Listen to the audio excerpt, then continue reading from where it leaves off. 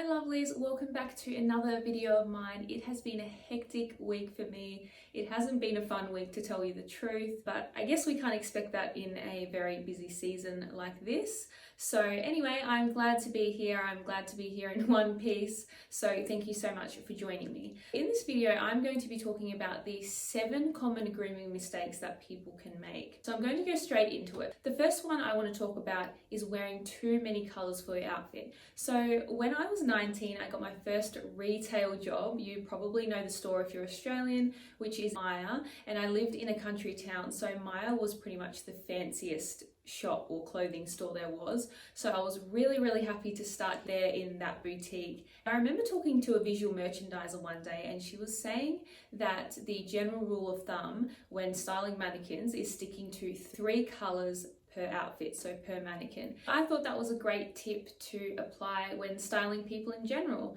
The more you add to an outfit, the more you have to experiment and the more time it takes. So I can suggest that if you're not an expert in this area, definitely make it easier for yourself and stick to the 3 colors per outfit. When it comes to your handbags and shoes, just try and have them match another color of the outfit so that way it blends more and it looks less chaotic. Another grooming mistake that people can make is not checking the general wear and tear of their specific clothing piece or their outfit. So there could be a lot of hair from your hair on the back, there could be pet hair everywhere, you could have dirty shoes, threads hanging off your garments. There could be peeling, which is those little balls of fiber that form on your clothes, and also stains, or especially when you wear white clothing and you spray on deodorant, that can cause yellow stain underneath your armpit. So we definitely don't want that. Why? Because this is really a sign of neglect. It's important that we appear as though we value ourselves and that we act on that.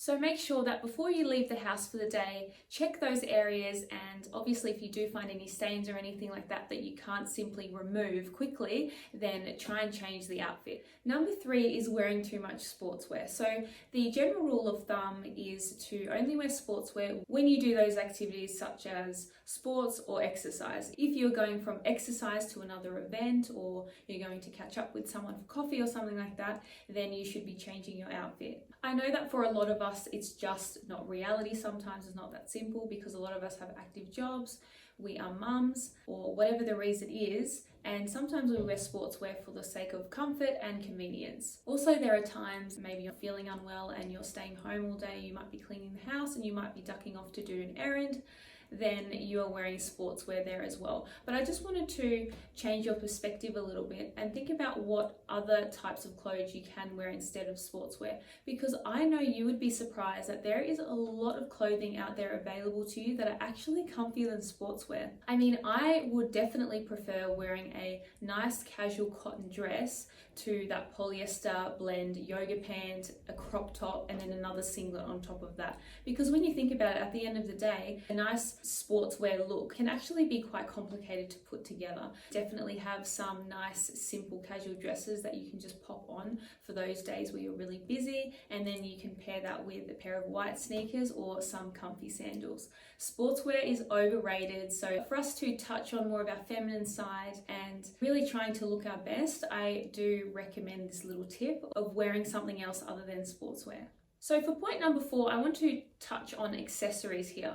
So this doesn't happen very often, I find, but when it happens, it's a pretty bad mistake to make, and I feel like it really does not do you any good to your overall look and outfit. So this is when you wear tarnished jewelry. If you do have tarnished jewelry, then don't even think about wearing it, just leave it at home, discard them, and leave it completely plain. That way people don't assume and they wonder if you really are serious about how you look or if you even care.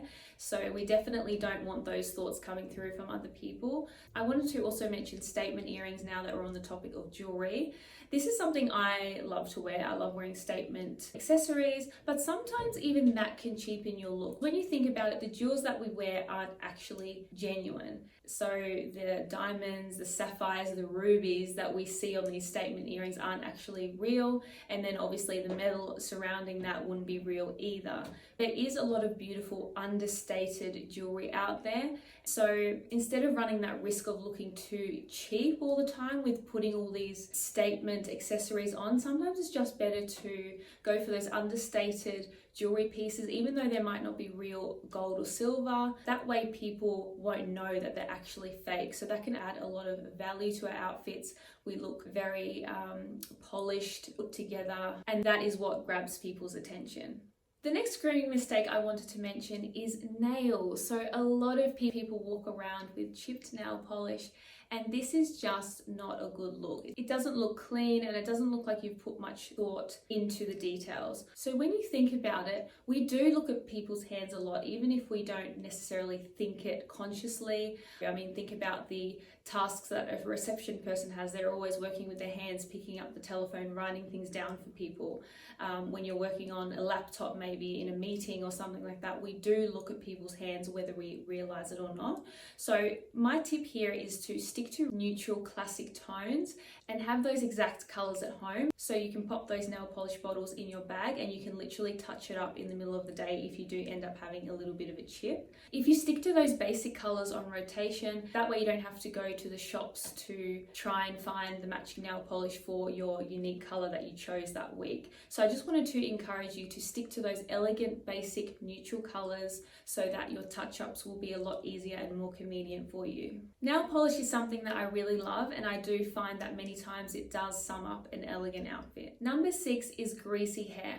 Now this is something that can happen really to anybody. It can be a really annoying thing because I know that hair takes a lot of time to do, and sometimes we simply don't have that time in the morning when getting ready. It's a very, very common thing. So sometimes we find ourselves not being able to touch up this area too much, but having a backup plan is good. We may have heard this before in other beauty videos or things like that, that hair is something that we notice first on somebody. So we need to make sure that that is looking the best that it can. But with all things considered, nobody has a perfect life, and we always are faced with situations where we may not have time to fix up our hair perfectly. So that's why I wanted to focus on this aspect of hair. I personally struggle with grease myself. It's a really annoying thing, but the thing I like to do is I either put my hair up in a high ponytail or I slick my hair back in a nice bun, and that looks very professional. That gives you a very high chance of your overall look looking really good and attractive because you don't have that greasy hair distracting anybody. People will always have assumptions about you when they first look at you. So when you think about people walking around with greasy hair or something, you can maybe think that they're lazy, they're inactive, they're unhealthy. But I really struggle with grease, like I said, and I definitely have a healthy lifestyle, so that's not the case for everybody, but let's not leave room for people to assume. So this video is all about helping you fix those little mistakes to really up-level your outfit. So just keep that in mind when it comes to your hair. So the 7th and final point I wanted to mention about the types of grooming mistakes that people can make is about hair ties. Now, this is something that I see people do so often, and I'm getting quite annoyed at it because this was once a trendy thing, but that was quite a few years ago now, and I'm just surprised that people are still doing it. And that's having a scrunchie on your wrist. I really don't understand it because scrunchies are for your hair, right? So why wear it on your wrist? Your wrist is for wearing your watch and like a nice bangle or something. But really, when you have a scrunchie on your wrist or even a hair tie, it can just look like you're in a rush or you're indecisive because you can't decide how you want your hair. It's all these little details that makes such a difference. So just remember to remove them, or sometimes I like to just do a quick check even when I'm in the car. So I just check that there's nothing like a hair tie on my wrist because I may have been wearing it at home, because oftentimes I do put my hair up if I'm doing things at home. I'm sure I'm not the only one, but many times I leave my hair ties in the car. That way my wrists are free for the important accessories like a watch and a bangle or a bracelet. Okay, so I've gone through the 7 common grooming mistakes that people make. I think that's all I want to mention at the moment. I definitely wanted to add the scrunchie one in there because this has been going on for way too long now, so I definitely want to put that out there for everybody else. Keep your scrunchies at home and your hair ties off your wrists. So anyway, I hope that really helped you, and I just wanted to remind you of those simple tweaks that we can do to really help ourselves look more elevated, look more polished, look more elegant and put together. These are things that I'm sure that we all want to achieve, because the truth of the matter is that it only takes a few seconds for people to judge us.